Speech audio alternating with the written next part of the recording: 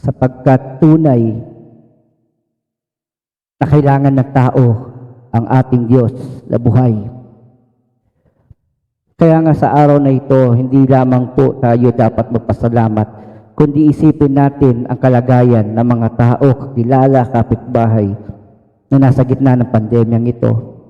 They need God now. Hallelujah.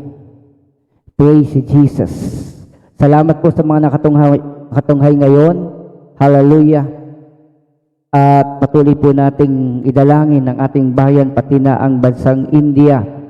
Nakakalunos po ang mga larawan na nakikita natin na hindi na nila dinadala sa mga crematorium, kundi doon na lang, gumagawa na lang sila ng pagsusunugan ng mga bangkay. 3,000 people a day are dying in India.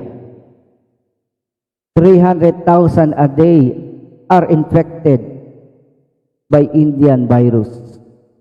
Mas malala ito kaysa sa nangyayari sa Pilipinas.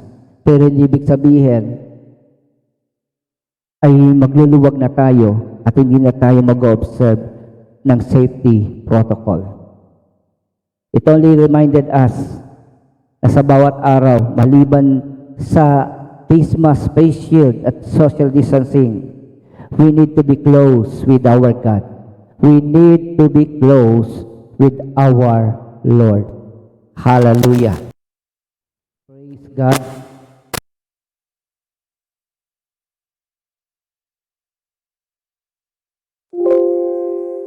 Hallelujah. Praise God. Kaya sa umagang ito, patuloy po tayo mag-aral ng salita ng Diyos. Katulad ng ating panalangin kanina, ano ba ang dapat nating desisyon? Ano ba ang dapat nating pagkaisahan sa araw na ito? Hallelujah. Praise Jesus.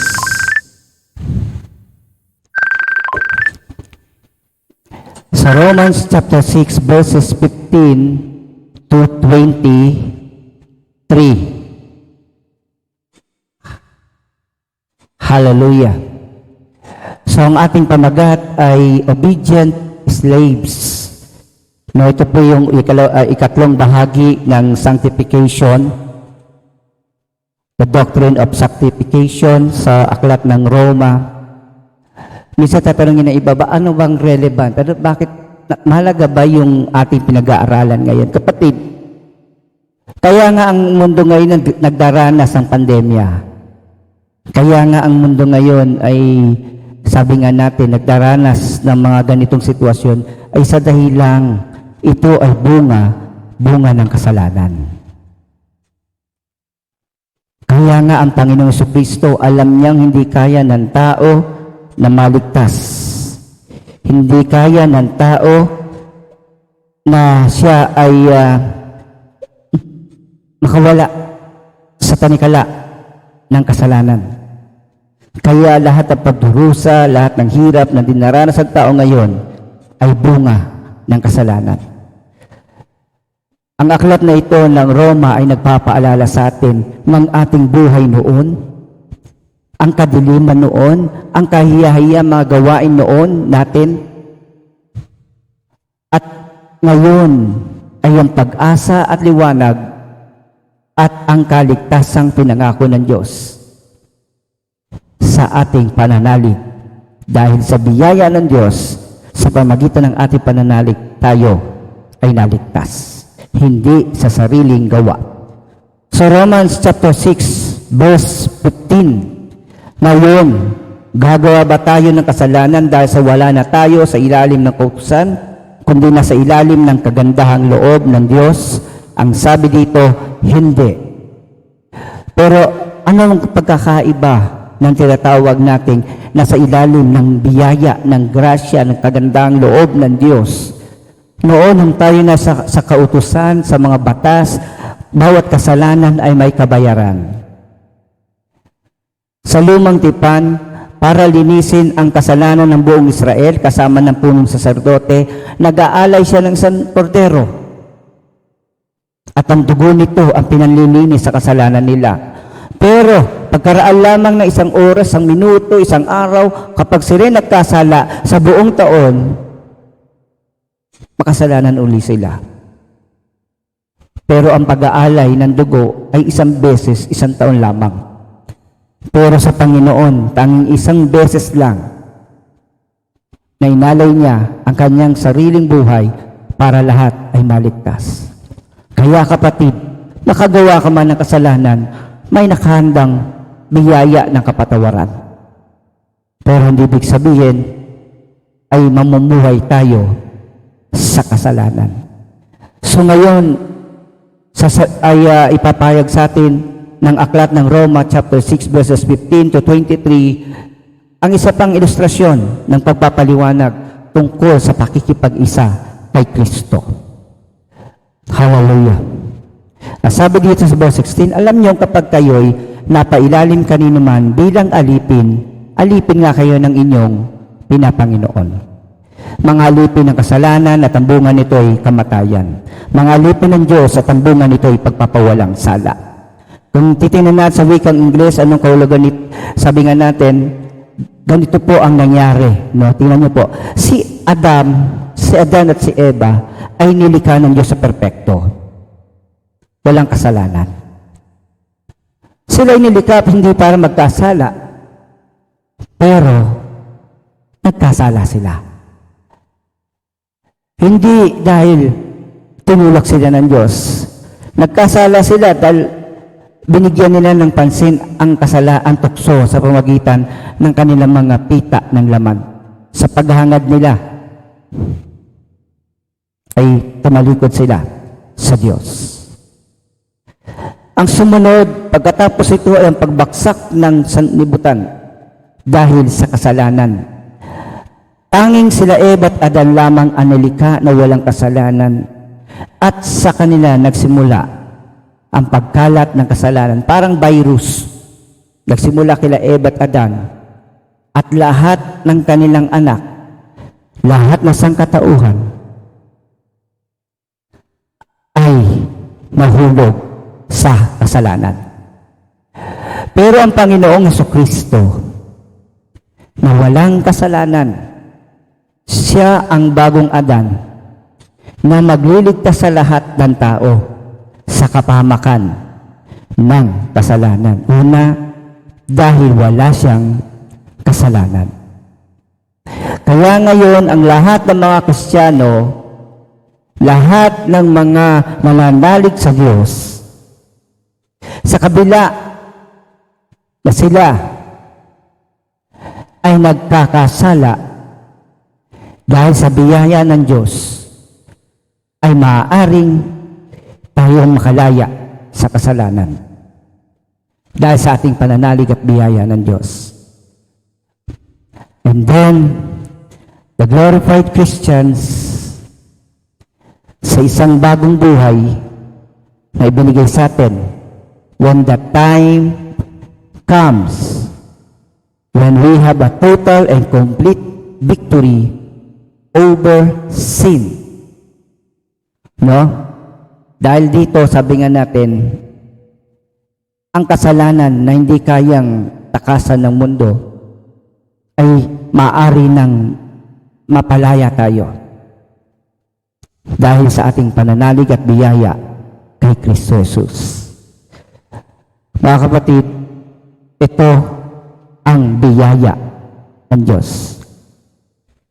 Hindi tayo nabubuhay ngayon sa mga batas na nagpapaalala sa atin ng kasalanan, kundi tayo nabubuhay sa biyaya at kagandaang loob ng Diyos, nagpapaalala sa atin ng katwiran at pagliligtas ng Diyos. Kaya sabi dito sa Roma 16, dapat, obedient slaves, you are slaves of the one whom you obey. Mamili kayo sa oras na ito, sa araw na ito. Kanino kayo magpapaalipin? Kanino kayo magiging slave? Sapagkat ang isang alipin ay dapat maging masunurin kung kanino man siya nagpapasakop o nagpapaalipin. Ngayon, nasabi dito, sa Romans 6:16, unang-una, pwede tayong magpaalipin sa kasalanan. pero ito'y magdudulot ng kamatayan. So mamili tayo. O kaya pwede tayo magpaalipin sa pagsunod na magbubunga ng katwiran. Okay? Kaya ngayon, makikita natin, naalala ko isang article na nilabas sa isang pamilya sa FB na kung saan nagdao sila ng kanilang reunion at dahil doon halos lahat sila ay nagkaroon ng COVID-19 infection.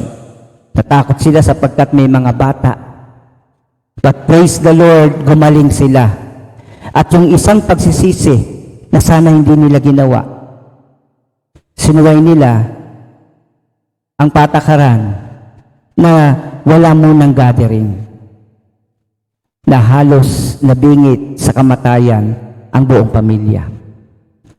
Kaya kapatid, mamili tayo ngayon sa kasalanan na magbubunga ng kamatayan o kapamakan, o sa pagsunod na magbubunga sa atin, magdadala sa atin sa katwiran ng Diyos.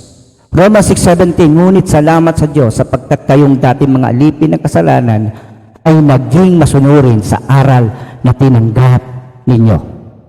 Praise the Lord. So sabi ni Pablo dito, kayong mga taga-Roma, kayong dating alipin ng kasalanan, ngayon ay masunurin sa aral na tinanggap ninyo. Sa wika English, but thanks be to God that you who were once slaves of sin have become obedient from the heart, internally, hindi outwardly. Hindi kapag merong nakabantay ay hindi gagawa ng mali. Ang tunay na katwiran ay yung nagbumula sa loob at ipinakikita sa pamumuhay sa labas. Kaya kung ating pagsunod ay mula sa puso, sa paningin ng Diyos, tayo ay magiging masunurin. Kahit nakikita o hindi ng tao. Yan ang tunay. To the standard of teaching to which you were committed. Kaya nga kapatid, bawat araw ng ating pag-aaral ng salita ng Diyos ay nakatutulong sa atin. Sabi nga natin, lahat ng ito ay nagbibigay sa atin ng pag-asa, ng lakas ng loob upang harapin ang bawat araw, lalo na ngayon sa krisis ng pandemya. Hallelujah. Praise God for that. Kaya kapatid, pinalaya na tayo sa kasalanan at ngayon mga alipin na ng katwiran. Huwag mo nang balikan na nakaraan. Minsan sila sabi sa akin, Pastor, paano pa nagkamali ako, nagkasala uli ako? Kapatid, kung nagkasala ka ulit, humingi ka ng tawad sa Diyos. Siya ay tapat at banal upang ikaw ay linisin, patawarin at linisin sa lahat ng kalikuan. Pero huwag mo nang balikan kung paano ka nahulog sa kasalanan, pag-aralan mo. Gamitan mo ng karunungan mula sa Diyos. And having set free from sin, have become slaves of righteousness. So, sabi ni Pablo, tayo ay hindi na alipin ng kasalanan. Tayo, mananampalataya, ay alipin na ngayon ng katwiran, ng pagsunod sa kalooban ng Diyos. Sabi nga, piliin mo ang kasalanan, ang bunga nito ay kamatayan. Piliin mo ang katwiran at masusumpungan mo ang kaligtasan sa pamamagitan ng Diyos. Romans 6:19, nagsasalita ako sa karaniwang paraan para madali niyo maunawaan kung paanong ipinailalim ninyo ang inyong sarili sa karumihan at sa kasamaang paalala ng palala. Ngayon na may inihandog ninyo ang inyong sarili sa katwiran sa ikapagiging banal ninyo. The only, sa mundong ito at sa panahong ito, ang tanging pinagdalubhasaan ng tao o pinag-ukulan niya ng kanyang karunungan, ng kanyang pag-aaral at karanasan, nakakalungkot isipin, kasalanan.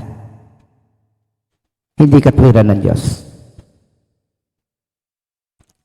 Kaya kita niyo ang mga naglalakihang establishmento, mga kumpanya na may kinalaman sa tinatawag nating mga pita ng laman sa mundong ito, ito mga umuunlad ngayon. nagtotolerate sa tao para gumawa ng kasalanan.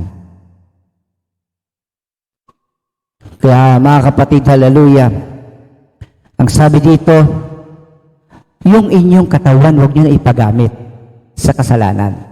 Yung inyong katawan, huwag nyo nang hayaan. Kinalala ko yung sabi ng isang actress, isang bold actress, na sabi niya, hindi ko kakaya ang katawan ko, kaya nga pinakikita ko sapagkat likha ito ng Diyos. Sa tingin mo, mukhang tama siya, pero ang tanong, sa paningin ng iba, nagdudulot ito ng pagnanasa at ito ay kasalanan. Sa halip na siya lang, nandadamay pa siya ng ibang tao. May tamang lugar para ipagmalaki ang nilikha ng Diyos, ang ating katawan. Pero hindi sa pamaraan na kung saan magbubunga ng kasalanan ng ibang tao sa pamagitan ng kanilang pagtingin na may pagnanasa. Kaya kapatid, I'm speaking in human terms because of your natural limitations. God knows our weakness. Just as you once presented your members as slaves to impurity and to lawlessness, leading to more lawlessness, naranasan nyo na ang kahiyan na nagawa ninyo kasama ng kasalanan. Nakita nyo na ang masamang epekto nito sa inyong buhay, sa inyong pamilya. At walang buti na dinulot ito. Maraming broken homes ngayon. Maraming mga bata ang walang magulang. Ang di nakararanas sa pagmamahal ng magulang dahil sa kasalanan na nanaig sa kanila, pamilya. So now, present your members as slaves to righteousness, kapatid. Kung nais natin ng kahabagan ng Diyos, sumunod tayo. Magpaalipin tayo sa katwiran ng Diyos. Hallelujah. At ano magiging bunga nito? Sanctification. When you obey, you are like Jesus, who is our model of obedience. Ang pagsunod niya, ang dahilan kaya tayo nagkaroon ng mabuting halimbawa ng kaligtasan. Pinakita natin sa Diyos na pwedeng mamuhay ng walang kasalanan sa pamamagitan ng pagpapasakop sa Diyos. Let God let go. Nung alipin pa kayo ng kasalanan, hindi kayo saklaw ng katwiran. Saklaw kayo ng kamatayan. For when you were slaves of sin, you were free in regard to righteousness. Kaya yung power ng grace ni Lord, yung power ng kanyang redemption and healing ay hindi makakaapekto sa iyo, kapatid, kung ikaw ay namumuhay sa kasalanan. Hindi po limited ang power ni Lord, unlimited. Pero ang benepisyo ng katwiran at pananalig ng biyaya ng Diyos, kinakailangan mo munang tumalikod at bumitaw sa tanikala ng kasalanan. You have to choose between the two. Go to the healer. Go to the one who will give you life. Go to our God who loves you. Hallelujah. Ngunit ano nga napala nyo sa mga bagay na yun na kinayahin nyo ngayon? Wala. Ang kinawian ng mga ito ay kamatayan. Hallelujah. Walang mabuting gawa, sabi nga natin, pagdurusa, pagkasira ng pamilya, at matinding kahirapan. 6:22, ngunit ngayon pinalaya na kayo mula sa kasalanan at mga alipin na ng Diyos, ang natamo niyo'y kabanalan at kauwi ay buhay na walang hanggan. Dahil pinili niyo ang Panginoon, na siyang inyong maging Panginoon at tagapagligtas, tayo'y napalaya na. But now that you have been set free from sin and have become slaves of God, the fruit you get leads to sanctification, and its end is eternal life. Sanctification, for your information, is being more like Jesus, or living a righteous life, an obedient life. Hindi po ito religious act, sapagkat ang religious act ay ang paraan ng tao para makampanya ang kanyang kaligtasan. Samantalang ang ang tinatawag nating relationship natin sa Panginoon ay nagbigay sa atin ng karapatan sa pangako na buhay na walang hanggan dahil sa biyaya ng Diyos. The fruit you get leads to sanctification, and its end is eternal life. Pagtatapos tayo sa huling talata na alam nating lahat, mamili tayo. If you want to be a slave, choose death or life. Ano pipiliin mo? Ang kamatayan sa kasalanan o ang buhay na walang hanggan sa pagsunod? Sapagkat kamatayan ang kabayaran ng kasalanan, ngunit ang kaloob ng Diyos ay buhay na walang hanggan sa pamamagitan ni Kristo Jesus na ating Panginoon. For the wages of sin is death, but the free gift of God is eternal life in Christ Jesus our Lord. Kaya nga, mga kapatid, ang katotohanan ito ang dapat maipaalam sa lahat, na ang taong ayaw bumitaw sa kasalanan ay pinili niya ang kamatayan at kapahamakan. Samantalang ang tao na mananalig sa Panginoon Kristo ay mararanasan niya ang kaligtasan, ang katubusan, at ang buhay na walang hanggan sa piling ng Diyos. Kanino ka alipin ngayon? Sino ang sinusunod mo? Nawa ang Panginoon at wala nang iba. Hallelujah. We thank you, Father, for this wonderful word, O God, in Romans chapter 6, verse 15 to 23. Thank you, Lord, sapagkat tunay nga pinili namin maging alipin ng katwiran mo, maging alipin ng pagsunod, maging alipin ng pananalig sa iyo. At pawang kabutihan ang aming natamo, bunga ng aming pagpapaalipin sa iyong kabutihang loob. Salamat po, Panginoon, sa kaliwanagang ito sa aming buhay. At dalangin namin, Ama, malaman ito ng lahat, na ang kabutihang loob, ang habag mo ay hindi magwawakas sa bawat nananalig at nagtitiwala sa iyo. Lord, we pray, O God, na ang sino mang makarinig ng salitang ito ng Diyos ay piliin ang kalayaang binibigay mo, kaloob mo sa lahat. Salamat po na marami at manatili ang mga salitain ito sa aming mga puso at magpaalala sa amin na kami, ang buhay namin ay hindi na amin, kundi sa iyo na, Panginoon, na nakakaalam kung ano mas makakabuti. So Lord, we pray, O God, for your leading, for your guidance. We need your Holy Spirit right now. Magtiwala kami. Huwag kami manangan sa sarili naming kaarunungan at kaalaman. Sa aming lakas, manalig kami sa iyo ng buong puso, buong isip at kaluluwa. At tunay nga, O Diyos, itutuwid mo kami kung mayroong kamalian.